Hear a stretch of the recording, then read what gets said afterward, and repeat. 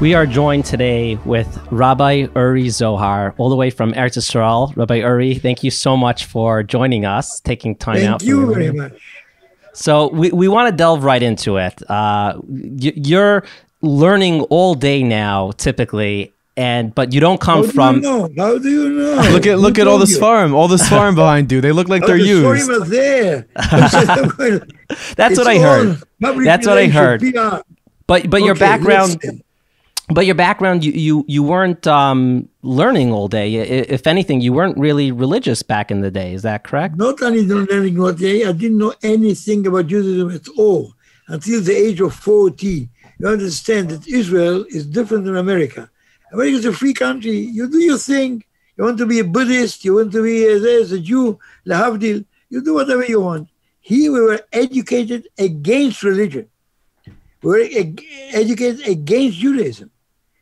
The whole point of view of the secular Zionism was that the religion, our Judaism, was our problem. Why? Because we were Jews and we were learning Torah, and we didn't develop as a normal nation. So we have to become normal. To become normal means stop learning, stop all this Hashem Yerachem. Yes, I want to say what they told us, and begin to be normal. Work, go to the army, do this, be normal. So until the age of 40, I didn't know anything at all about Judaism. It's unbelievable. Here in Eretz Yisrael, a Jew talking Lashon HaKodesh, Hebrew, don't know anything about Israel, about Judaism. So there's a few things that we want to talk about from your past life. You were in the army. You were, I think, a comedian. You were an actor. What was that like for you? Of course, this was my life. Not only that, I made films. I made television. This was my life.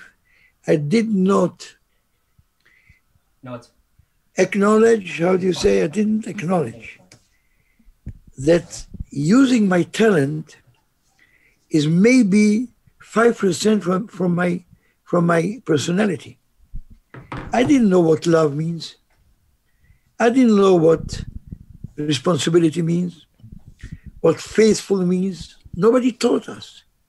We were all, in a revolution of kibbutzim. We went to the kibbutz. You know what the kibbutz is, yes? Yeah. Of course, kibbutz, And that much we know.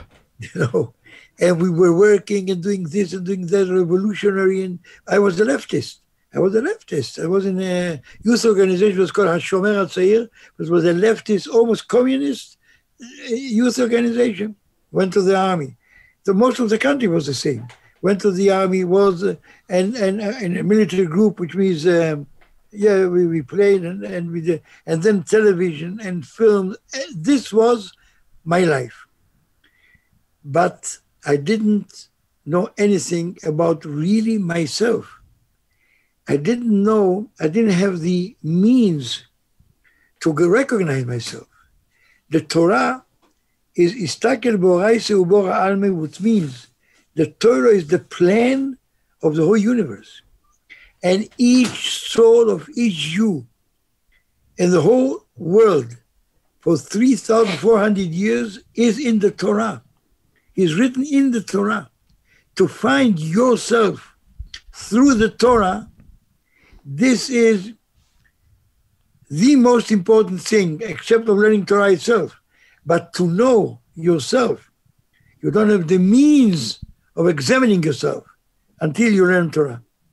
The Torah gives you the means to examine and understand yourself. And this I began 40 years ago. The Kodesh Baruch Hu made a miracle.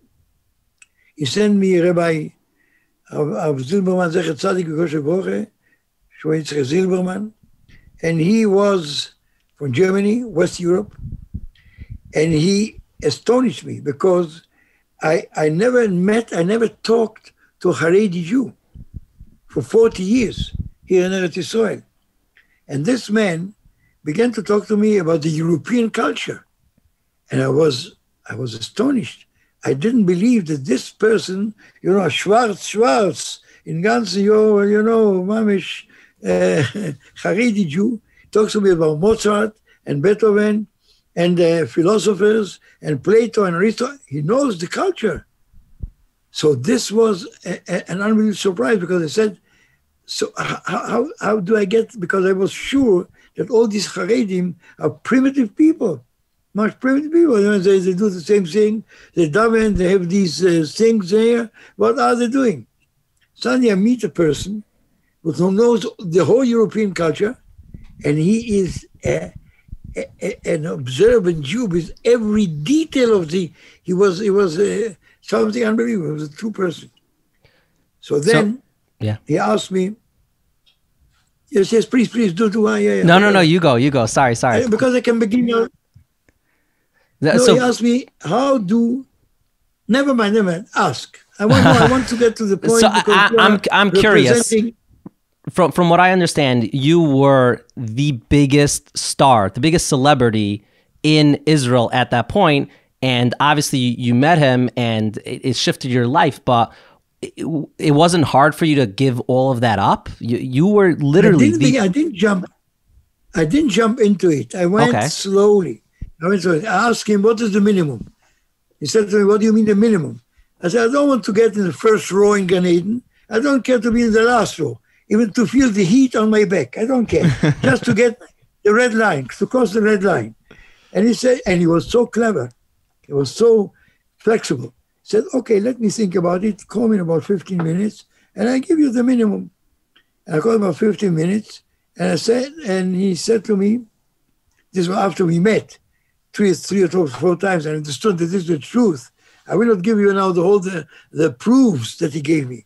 But you can get it today in every, today it's common. You can get the proof that the Rebbeinu of the world, you cannot deny this fact.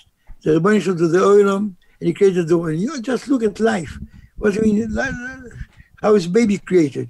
When he's been created, the first minute, it's a cell from the father, from the mother, get together, it's a millionth of a gram. This is his weight. When he's born, he's 3 kilos weight, yes? Where did he get the weight? Where did he get the weight from? No, you didn't learn in university, in high school? Nobody asked this question. He got it from the food his mother eating. What is she eating? She eating kugel and falafel, and from this food which goes into her stomach and disentangles, and the blood takes these cells, the molecules of, I don't know how to call all these the materials that pachmemot, all these things, and it goes around, it runs in the body, comes to the womb, and this cell, which is this fertilized cell in the mother, identifies the cells in the food, and she builds from this food eyes, brain, nose, nails, how many layers of skin. I mean, you cannot deny it. So I was still astonished. I didn't know what to do with it. So that's why I asked him, what is the minimum? So I said, the minimum is Shabbos, Taras HaMishpoche, eat kosher, daven 3 times. What do you mean daven? I didn't know what davening means. He said minimum? I said minimum.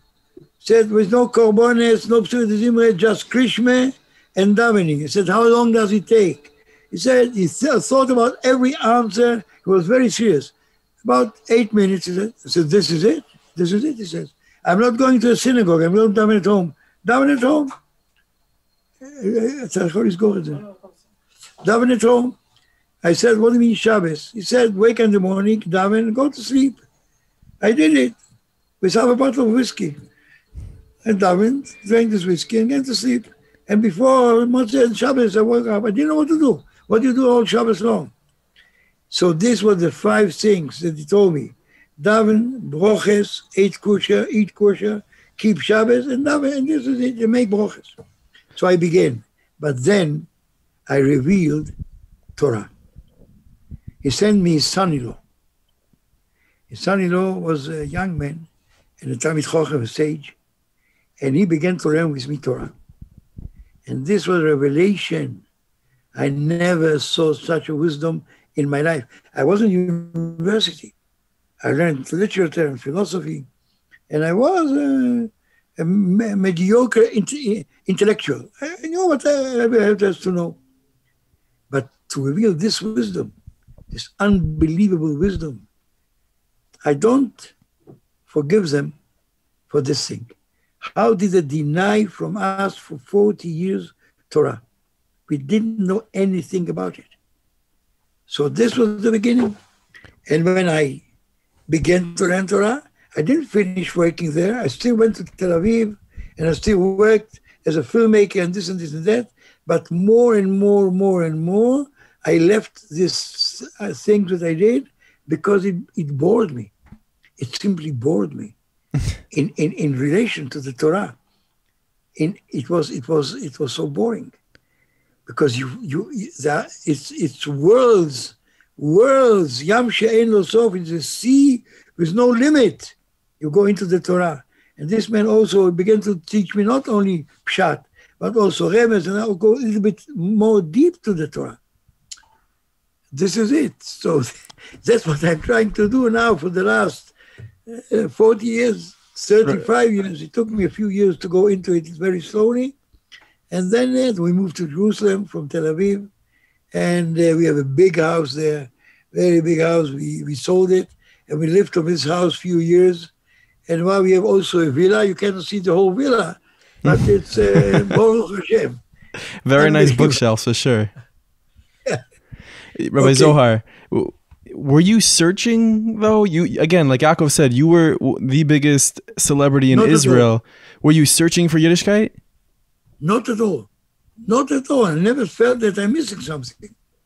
I never felt I'm missing something. So it's Mama Shanes. I told you, I used... Sorry? So it was Mama Shanes.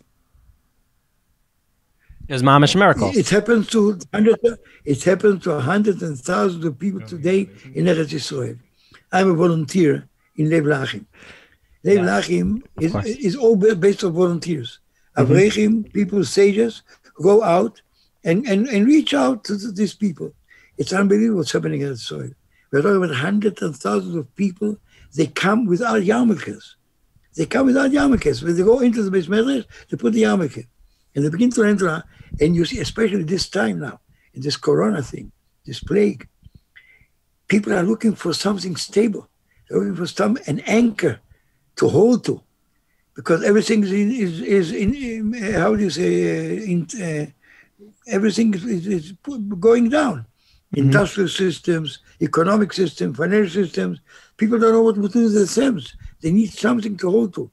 And this is what we are doing, except of learning. So this is why I'm also very glad and very happy that you are interviewing me to tell the young people, and to America. To your credit. Sorry? Yeah. No, you go. This one, you go. For young people, what? Don't be stupid. Slicha.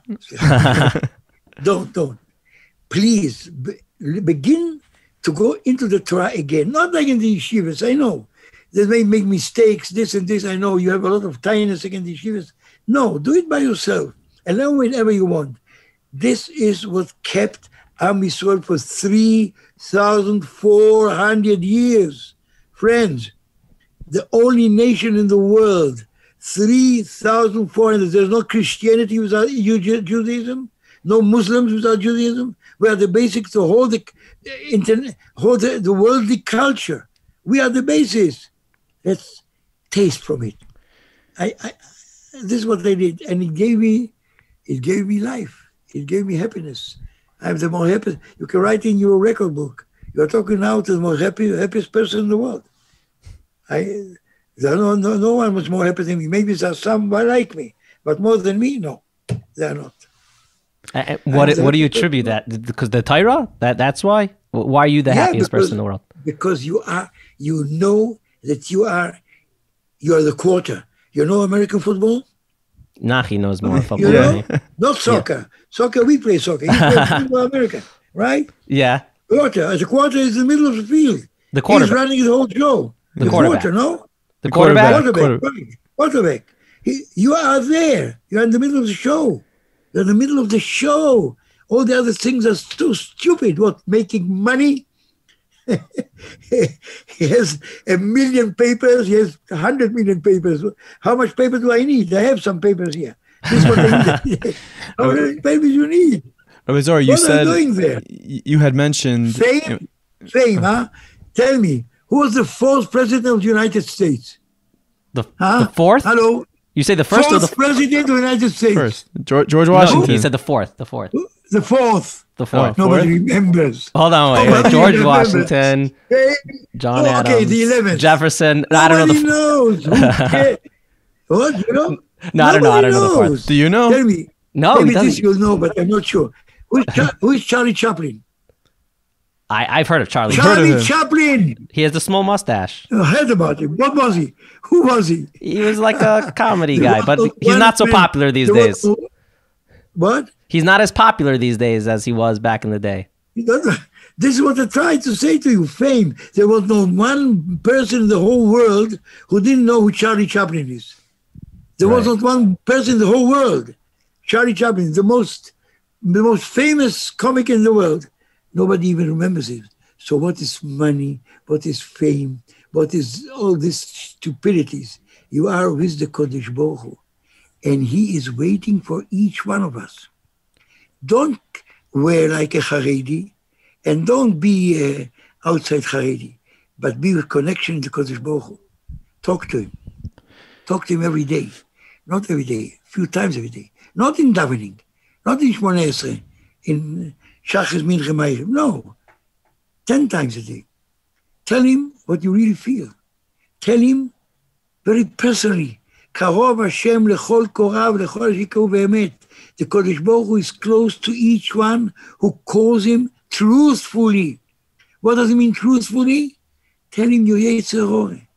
Yes, what can I do? I don't want to go into details, but everybody knows his own Yetzer Hara. If it's girls, if it's money, if it's fame, if it's desperation, it's also the Yetzer Hara. Talk to the Kodesh Baruch Hu. I do it every day, a few times every day. I did before this conversation. I talked to the Kodesh Baruch Hu. I said, please, I want to do the right thing. I want to say things which might be a mistake. Put your words in my mouth. Put your words in my mouth. Every day I do it. I'm not. I was born 40 years ago. I'm a very young man. My body is 85, but I'm 40 years. Wow. You had mentioned that the only tiny you have is that, and you said we. When you said we, that we didn't know about the Torah, who are you referring to when you said we? The whole generation, the whole young generation. We didn't know anything. You're saying the secular Jews? Secular, yeah. There was a very small percentage of Haredi Jews, which were a small group in Bnei Brak and a small Jew in Jerusalem. This was what was left in the whole Judaism after the Second World War. America, I don't know, 88% assimilation. I don't remember exactly how much. So who was left?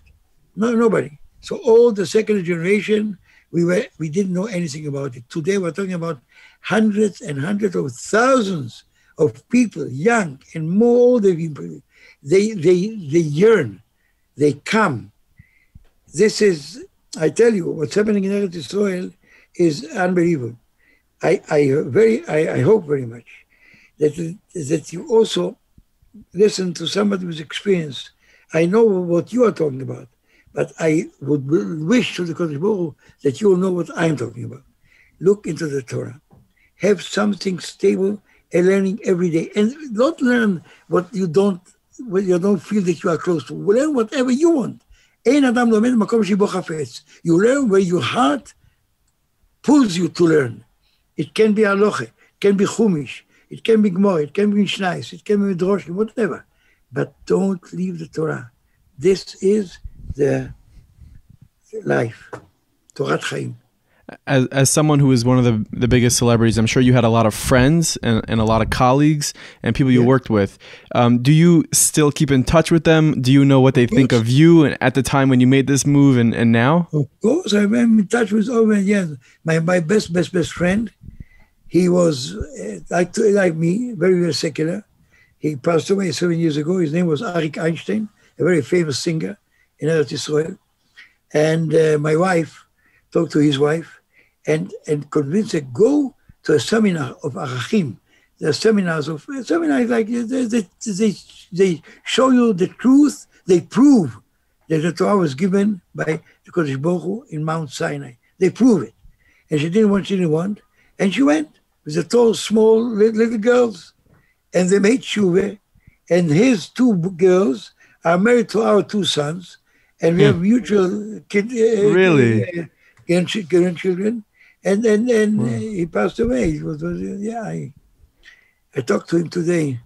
I talked about him, not to him yet, but I talked about him on television, because we made a film about him, and we write a Sefer Torah for his neshama, to have a schus to his neshama. So today, this morning, they interviewed me on television. Okay, yes. So let me ask you, on a personal level, maybe it was your family, or when you made the switch, or as you were making the switch, was that particularly difficult for you? Or yes, it was difficult. My wife in the beginning, first step, wanted to divorce me. She did not. It was unbelievable. She didn't understand anything what happened to me, and she was over secular, and she was intellectual, young girl, young woman, and she didn't know what happened to me. We had then two books at home. One was Chumash, and the other was Rambam. One night, and we decided we're going to divorce. Because she said, I'm not going to this mikveh. What are you talking about? I'm not going to keep Shabbos, kosher. What are you talking about? You became a sugar. And then one night I came home, and we decided to go to divorce. And I came home, and she was sitting there with a Rambam, looking at the Rambam. And I looked at her, and she lifted up her eyes, and she said, okay, I'll keep Taras HaMishpocha. I'll keep... said, I was afraid to ask why. But then, after a month, I asked her, what did you see in the Rambam that made you, what convinced you to keep these mitzvahs? She said to me, I moved page after page. I didn't understand one word, but I saw that it's a serious thing. This is a tragic sentence. She never imagined that Rambam and Ramban and Rashi and the Teisves and the Tanoim Aroim is a serious thing. She never imagined. She saw the words of the Rambam without understanding one word, but she saw it's a serious thing, and she kept. And today, I wish I will come to her 10% from her degree. Baruch Hashem. Wow. Baruch Hashem. So when you were around in your 40s is when you decided to not decided, but this change happened to you.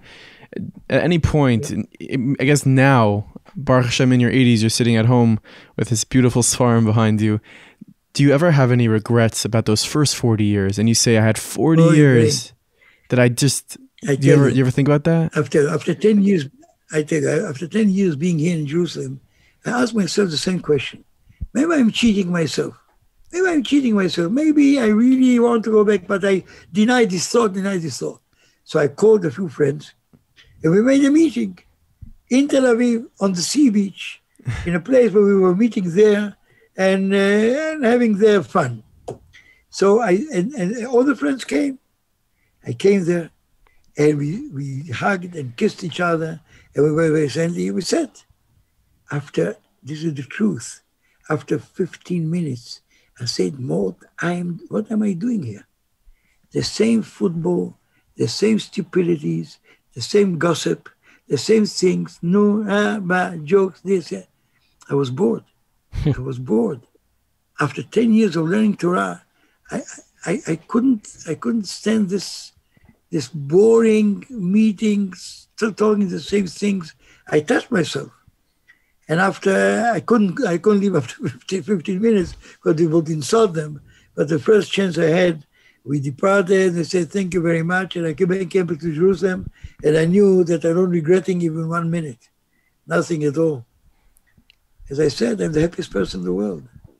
Zohar, let me ask you. So Hashem puts everything that happens to us, Hashem does for a reason. Is there maybe a lesson that you personally learned from your first 40 years? I mean, obviously now, Baruch Hashem, you're in the best place possible, both physically and mentally. But 40 years, you were in the army, you were a comedian, you were a director, Hollywood, but Israeli star. What's a lesson that you look from your experience and say, okay, I got at least that from my experience? I tell you, I learned, there is a saying of Chazal that says, you learn from, I tell you what I learned. How much did I want to put into, to invest in my Yetzer, in my own fame, in my own greatness. I am better than everybody else. How much did I put in it? How much did I invest in it? You learn from Yetzer how much you can invest in Kedusha, in holiness. This you learn from Yetzer. This I learned from my first 40 years. I worked like a mishuggah. I worked day and night. Films, television shows, this, that, creating things. My mind was creating new things. Am I in still degree in investing in Torah? Am I in the same degree in investing in prayer, in talking to Kodesh Baruch Hu? I'm still far away from there. This is what I learned from my secular life. You are putting a lot, you are a slave to your own passions, and to be a real slave, put all your energy, everything in you, for the real tachlis, for the purposefulness of the world. What am I doing? Is there a purpose to this life? This is the main question. Is there a purpose to this life? Or we live for 120 years, we go away, this is it. We are nothing. We go back to nothingness. Cannot be. The wisdom that the Kodesh Baruch Hu invested in this universe is so unbelievable. Ask the scientists, they tell you, physics, chemistry, biology, they reveal more and more things, and the more they reveal, they understand more and more the wisdom, the unbelievable wisdom, that they grasp a small part of it, that this world was created in this wisdom. It cannot be just for, we lived, we ate a few kugels, and we go to the grave. Cannot be. So this is the purposefulness of this. And this, I tell you, if you invest in this, you are being born anew. Beni ata ani avidticha, says Kodesh Baruch Hu. If you do this, you're being born anew. You don't get more information. You don't get more knowledge. You are being born anew every day. Every day. This is life. This is what life is for. This is it. Chaverim, friends, we are not, and by the way, it's not a racial thing because we are Jews. Every person in the whole world become a Jew. Nobody can deny it from him. Not Moshe Rabbeinu or Beidin. He cannot deny it from him. He takes 3 Jews and he goes to the mikveh and he's circumcising himself, says, Malti, vetavalti, l'shem yahadut, he is a full Jew. So it's not a racial thing that we more than there. Everybody can do. Ukelus was a Ger Tzedek. Shmaya Bavtalion, Ger Tzedek. The greatest people in the world, Ger Tzedek. So everybody can become, and especially we, that we are already Jews. So maybe there is also an obligation that we are more obligated than a Ger Tzedek, because we have to know it. But I think we know it more and more. I don't know exactly what's happening in America, but in Israel, it's unbelievable. Thousands and thousands come. They are not looking like religious Jews. As I said, we come with our yarmulkes, but they keep Shabbos. They became with the minimum, keep Shabbos, Taras HaMishpoche. They bench, they make a Kiddush, they light candles, they keep Yom Kippur, they keep Rosh Hashanah. This is what's happening in Eretz Yisrael. Rabbi Zohar, if your life was turned into a movie, what would you think the title should be? Ooh, good question. This is a very difficult question. I thought in this world. The title? You have the mind of a director. I'm sure you can come up with a good title. I wrote a few books. I want to name one of my books, From Israeli to a Jew. From Israeli to a Jew. And title. I don't know. If you make a film, ask me then. Maybe then I'll Rabbi Zohar, so Nachi and I like to ask our guests a few different type of questions, and we're going to start to ask them. There's 613 mitzvahs, so many ways to connect to Hashem. Is there one particular mitzvah that you connect to Hashem more so than the others? I have a feeling I might know the answer, but... This was a ger. They came to Rabbi Akiva and Hillel, asking, teach me the whole Torah on one step. The real purpose of the whole world is love. It's to become one. Love. We say twice every day, Echad. Shema Yisrael, Asher Elokeinu Hashem, Echad. And this Echad, we say Hashem Elokeinu Hashem, Tahor, Kadosh, pure, Kodosh, wise. We don't say Echad. So is it a mathematical concept? It's not a mathematical concept. It means that we have a unified one source for the whole universe. And I don't know to say to you one mitzvah, I don't know to say one mitzvah. But I can give you an advice. I'll give you an advice. Maybe you have also to finish because it's a very long interview. So people become fatigued. They don't... no, they want to hear more. They're not used to... There's a posuk in Mishrei. It's Perek Yud Zayin. I don't take the book out because I know it by heart. But I said it many times. Mishrei, Perek Yud Zayin, posuk Avgim. Yud Zayin means 17 chapter. Posuk 23. And the posuk says this. I say word by word, Shlomo HaMelech, the wisest person in the whole world, Shlomo HaMelech says, Shochad mechek rasha yikach lehatot orchot mishpat. A free translation into English. Bribe is being taken from the lap of a wicked person to change the verdict, his verdict. Bribe is being taken from the lap. Lap is where the mother holds the baby, yeah? It's called the lap, L-A-P, lap. Bribe is being taken from the lap of a wicked person, Roshe, to change the verdict, his verdict.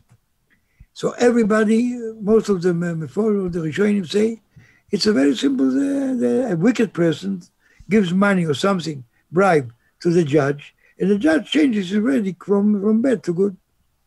Rashi says, the Kodesh Baruch Hu is accepting words of surrender and appeasement from the lap of the most wicked person in the world, Michek Reshaim, the wicked person. Kelomar, when it says Kelomar, it's something difficult because bribe you take from a hand, you take from the mouth, but bribe from a lap, what do you mean from a lap? Says Rashi, from the most inner part in your soul, where the mother holds her baby, from the most inner part in your soul. If you talk to the Kodesh Baruch Hu from this point, this wicked person who robbed now 5 hours ago, an old man, he robbed him from his small money to go to a pub, and he drinks and become drunk, and he goes and he wakes up with a hangover, and then he looks at himself and he begins to talk to Kodesh Baruch Hu, Abba, Father, yes, I did it again. I did it again. I don't want to do it. I don't want to do it. I want to be, but you see, I know. I promised 1,000 times. I cannot, I don't, what can I do? Please, Father, help me. The Kodesh Baruch Hu accepts this prayer, which comes from the inner part in the soul of every Jew, every Jewish person in the world. and he changes his verdict from bad to good. It's unbelievable. This is an eitzah. I can tell you, I use it every day. Yetzer works for the 120 years every minute. Here, because you become desperate, it's a Yetzer. Here you're fatigued. You don't want to learn Torah. You want this, you want that. You know what you do. You drink, you do this, you smoke, whatever. And you know you're Yetzer. If you talk to the Boy, to the Kodesh Baruch Hu, from the inner part in your soul, mechek, and talk to him truthfully, and ask for help. No power in the world will deny, but then you have to be sensitive to the response from the Kodesh Baruch Hu. Sometimes the response comes from your brain, sometimes it comes from your heart, sometimes it comes from an incident that happened to you. You have to be aware, to hear this question, and then you are the quarterback. You are in the middle of the game. If you could sit down with, if you could sit down with anyone in history who's no longer alive, and speak to them for an hour, who would it be? Sit down with who? Anyone in history who's no longer alive. Sit down. Wait, did you say what you said again? I tell you right away. Who would you sit down with? If I could sit someone that is not alive. Sorry? Who do you say? I could sit with someone that is not alive. I didn't say yet. Sorry. I don't know. First, from my feelings, I would like to sit with Arik Einstein, who's my best friend. He was for 40 years my best friend. But if I have to choose, maybe. But I'm talking about who can I imagine such a thing? But to see the Gro, Goyen Mivilna, you know, the Goyen Mivilna. Yes, he was my teacher of Zilberman, from Zilberman. The Gro was his light. He lived this way. This man had 18 children. 18 children. One wife? For one wife. Wow. His daughter, Rachel Weiss, went from Tiberia to Jerusalem, and they went through Jericho, and she went there with her husband and 3 children. And there threw a Molotov bottle to the bus. And the whole bus began to run, everybody ran out, and she saw her children not with her. She went into this burning bus to save her 3 children, and she was burned alive with her 3 children. Wow. This was the daughter of my teacher. And whoever heard the hesped, I don't know how to say hesped in English, the eulogy talk, what you say, of my teacher, said Hashem Natan v'Hashem Lakach, Hashem Mevorach, he understood what it means to being a Jew. What does it mean to be a Jew? Friends, I want to sum up, because we can talk and talk and talk. I'm going to sum and tell you, this is the greatest thing that can happen to a person in this world is to be connected to Kodesh Baruch Hu. Being Jewish means it obligates us. Because our fathers gave out their lives. They were sacrificed. They went to be burned alive and not to leave Hashem Yisrael, Hashem Elokeinu, Hashem Echad, Shema Yisrael. Our grandfather and grandma, they made us one people. And they made us Jews, which is the greatest present in the world. And again, it's not racial because everybody can become a Jew. They don't want, but we are. Let's exploit it. Let's find out what it means to be sons of the Kodesh Baruch Hu. But Zohar, I just want to ask you one more question. And then I have one more question. So one more and then one more. Bli neder. Just for someone, you know, who didn't live the life that you lived, meaning you, Baruch Hashem, you chose Yiddishkeit. You lived a life and then you grabbed it, you chose it. What advice would you give to someone to be the happiest person in the world, who, let's say, was from birth? I said right now, talk personally to the Kodesh Baruch Hu about everything. The Ramchal Lutzato says, the Kodesh Baruch Hu hears you like the best friend. He bends his ear to hear you. You talk personally to the Kodesh Baruch Hu. Personally, you are his only son, because your DNA and my DNA are different. We cannot accept any member for anybody. We shouldn't have this need, chas v'sholem. But you cannot attach a member from another person to your body. You are unique from the most personal, inner, central point in your soul to the Kodesh Baruch Hu. It's the best advice I can tell you. And this will lead you, because all you people also, they listen to you. You are religious. I know young people in America. I met them. So, but still, you are there. You are keeping Shabbos. You are putting film. You are there. Okay, we know. We all have fatigue. We do it this way. So we want something. We want to be attached to the real purpose of life, to be happy, to be strong, to be independent from all these passions of this unbelievable, stupid world, which the Kodesh Baruch Hu shows us now how stupid it is, how everything entangles, everything goes disentangles, everything goes apart. Everything goes apart. Only for this reason. We are very close. I'm sure about it. Chaim Kanevsky says it all the time. For the last 2-3 years, we are very close to the Geula. Let's exploit this last few days or minutes or weeks and to do this thing, to attend the Kodesh Baruch Hu. And I tell you, this is what life is all about. You'll be the happiest person in the world. I love that. Rabbi Zohar, the last thing I want to talk to you about is you take your time very seriously. So again, thank you so much for taking your time to spend it with us.